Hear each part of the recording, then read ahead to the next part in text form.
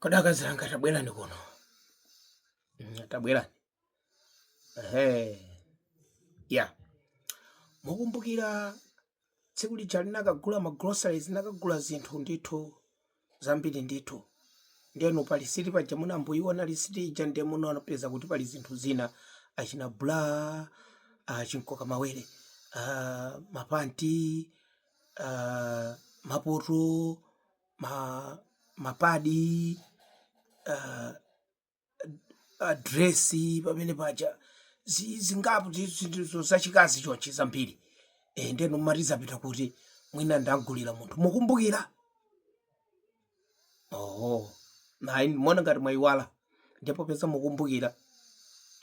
Nakuwuzani kunena kuti masiku ano ofunika omasamala ku shop ine anandidindira zinthu zonena kuti sizinali pati sinali pa list ya ine kungondidindira basi kungondi amafuna andibere. Nakuwuzani kumene osakhulupirira ndiye panopo kwabwera life saver. Muzindikhulupirira kamanena sinagulire munthu wankazi nthawi imeneja. Nakati ndagula zimene ndikuti nakagulire nuyo. Polibe soti ndingagulira for what now? Ndiye tamvelero yoyo zimene swakunenaso amuchitaso zomwezoso anchita zomwezo kushopa ofuna kumasamala eyetu. Ziliko tamveleni sana. Now what happened? Muntu nenda ndikulete ma groceries tamana zero store. Ana mmodzi Joy. Because nothing ngonkulu amakagula yeko. Ngulire Joy ma groceries zero store. You know what happened? I made a list. You put a calculator la moza unuaga lemba list jantani wandile la list yazinto zose zofunika. Ndapanga calculate episode ndama yake siku kaini kudutsa 250,000. Now okay, let me go. Nakunyamula ndama yanga patumba 250 ndikagule ma groceries. Ndikafika munja ma groceries akufika 346. I was like no. Zinthu zizatula chabwino fine. And umene ni matola amusima chito panga ndikagulete koma mutu mwanga mangophatikiza masamu. Ichi 700 250 nimango chipanga mwina around 75. Siku inaenda kudutsa 250. What happened?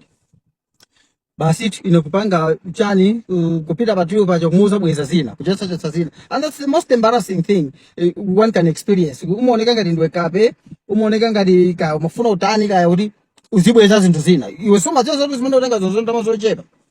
Then ndimwa kuti nendo panda makadi. Nkata khauti ndini makadi ya bank kana ngoti abasi ningo libira region to prevent the embarrassment. Kuma I had no cards, nali ndi cash, and I had no alternative source. Ndati basi iyo chotsa bas zinthu zichesa kwana yafika pa 250 nakulibira.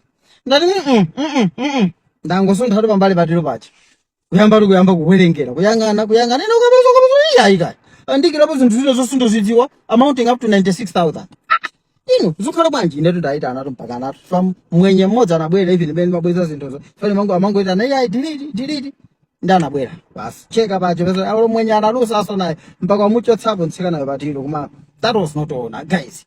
96,000 is a lot of money. Now my question is, who benefits when these things happen? Some people have said I don't understand if it's true. How do they do that? Because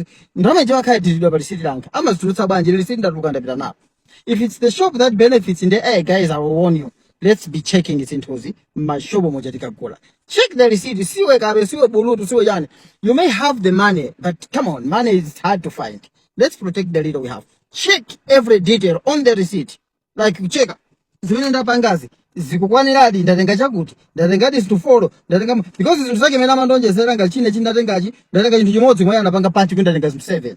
And chinachi anapanga panchi kuti ndatenga zinthu zika konfika nchi 6. I think 6 ka. So zinthu ziwizo khazo added to 96,000. Be careful. Money is hard to find. That's what I experienced. Did you know come shop muja koma werengero mapanga zimene zizi?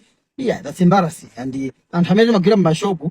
Let's be strict. Kandi madindidwa zinthu ma services yathu lives a lot of it. Even akarunda ngosenda kulobeza ndatsana irango khala ngocheza mafoni apo acheza nkhani kaza kuti ndizipanga pake ndeka. Sipaka khala munthu asiye nkhani zozo zimene zapanga pake akarundwa. Anyway.